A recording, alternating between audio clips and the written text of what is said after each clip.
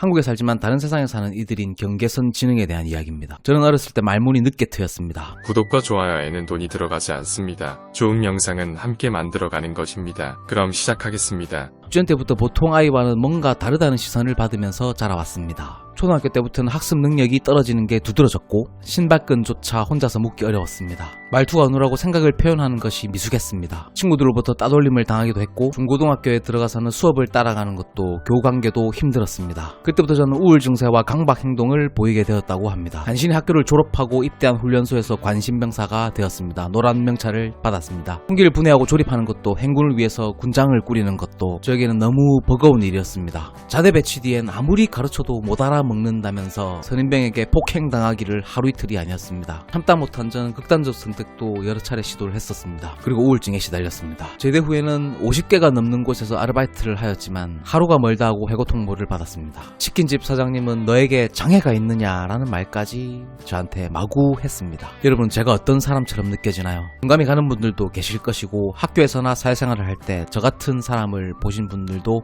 계실 것입니다. 이렇게 군대에서 경계선 지능을 가진 후임들이 간혹 들어오죠. 온 지 한 달쯤 되어서 바로 전역해서 소식은 듣지 못했지만 자대 배치 받자마자 쟤는 건들지 마라. 전역하려고 쇼하는 거다라는 말도 돌았습니다. 저는 오늘 영상의 주제입니다. 경계선 지능을 가진 사람입니다. 경계선 지능은 일종의 인지장애 중 하나로 비장애인과 지적장애인 지능의 중간, 정확히는 경계선상에 위치하는 지능을 가졌다고 하여 경계선 지능이라는 이름이 붙었죠. 여기까지 돌아보면 지적장애와 비슷해 보이는데 경계선 지능에는 비장애인인 범주에 속합니다. 일반적으로 경계선 지능을 가진 사람의 IQ는 70에서 84 정도인데 한국에서 지적장애의 기준은 IQ 70 이하거든요. 생각보다 많은 사람이 경계선 지능 경계에 있죠. 통계적으로 100명 중 14명이 경계선 지능에 속한다 라고 보시면 되겠습니다. 생각보다 많은 숫자죠. 진짜 문제는 대부분 인식 못한다는 것이죠. 저처럼요. 자기 자신뿐만 아니라 주변 사람들도 말이죠. 제가 옆에 있으면 언뜻 봐도 정상인처럼 보이거든요. 그냥 좀 맹하게, 심하게 말하면 좀 바보 같은 사람으로 느껴지는 정도일 뿐이죠. 아예 장애인이면 티가 나지만 저 같은 사람은 어려움과 문제를 겪을 뿐 겉으로 보기에는 평범해 보이거든요. 그런데 사실 경계선 지능에 대해 사회적으로 합의된 정의는 없습니다. 앞서 말했듯 경계선 지능은 IQ 71에서 84점에 기초하여 정의하고 있습니다. 이것은 미국 정신의학회 정신장애 진단 및 통계 편람 제4판을 근거로 합니다.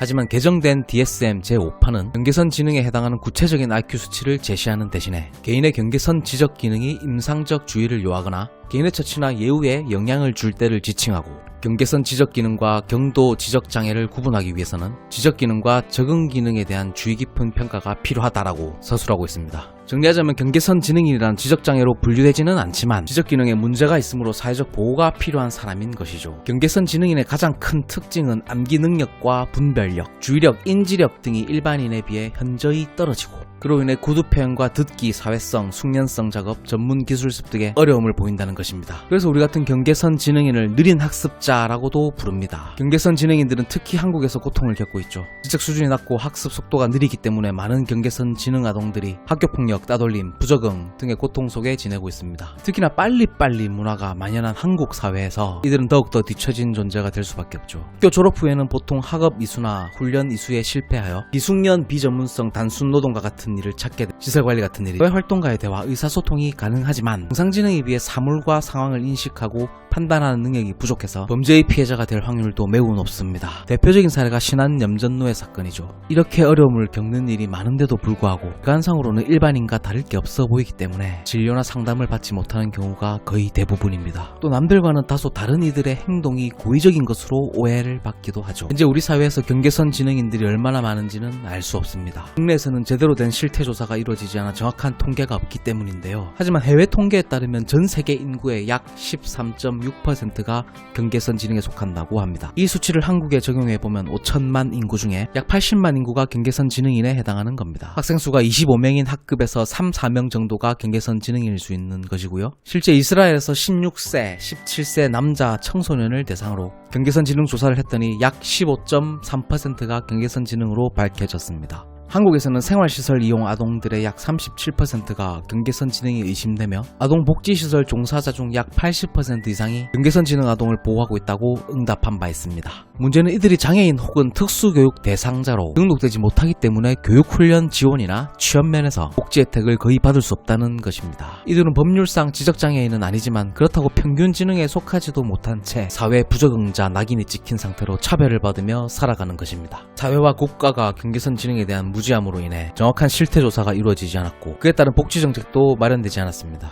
고통을 받고 있는 경계선 지능인들이 많은 게 현실입니다. 경계선 지능인 학부모들과 전문가들은 이들에게 평생에 걸친 생애 주기별 지원책 마련이 시급하다고 말합니다. 경계선 지능을 조기에 발견해 전문적인 치료와 교육을 충실히 한다면 사회 구성원으로 큰 문제 없이 살아갈 수 있거든요. 경제적으로 봐도 교육을 통해 사회의 일원이 되는 게 훨씬 이득이죠. 교육 단계에서 복지만 조금 제대로 된다면 사회의 일원이 되어 경제활동에 참여할 수 있습니다.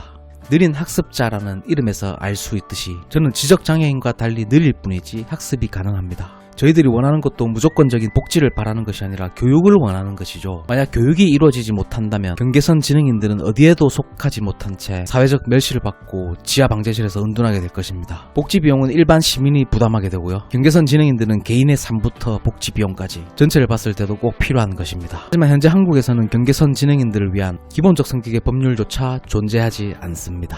교사들 역시 경계선 지능 자체에 대한 인식이 낮은 편이고 특수교육과 일반 교육 사이에서 마땅한 교육적 대안을 찾기도 어렵습니다. 그래서 학부모들은 경계선 지능 아동들을 대안학교로 전학을 보내거나 수도권에 집중된 민간기관의 도움을 요청할 수밖에 없는 상황이 현실입니다. 마지막 방편으로 아예 이민을 가는 것도 하나의 방법이 되겠죠. 현재 아동권리보장원 사업으로 경계선 지능 아동 사회적응력 향상 지원 사업이 있긴 한데 보호대상 아동은 아동복지시설을 통해 맞춤형 사례관리 서비스를 받을 수 있으나 이 역시도 대상자가 아동복지법상 보호대상 아동에 한정되어 있습니다. 상식적으로 생각해봐도 IQ 70과 IQ 71 능지수 단 1 차이로 장애인의 권리를 인정받지 못한다는 건 비합리적이긴 합니다. 거기다 경계선 지능인들은 장애인 대우를 바라는 것이 아니라 학습 교육을 통해 사회 진출을 할 수 있는 도움을 바라는 것이죠. 하루빨리 느린 학습자들이 사회로부터 이해를 받고 타인의 속도에 맞춰 사느라 고통받는 일이 없도록 정책이 마련되었으면 하는 바람입니다. 우리도 이들을 바라보는 시선을 바보에서 느린 학습자로 바꾸어 보는 것이 어떨까요? 비장애인과 지적장애인의 경계선에 놓여있는 경계선 지능에 대한 이야기, 제 이야기를 들려드렸습니다.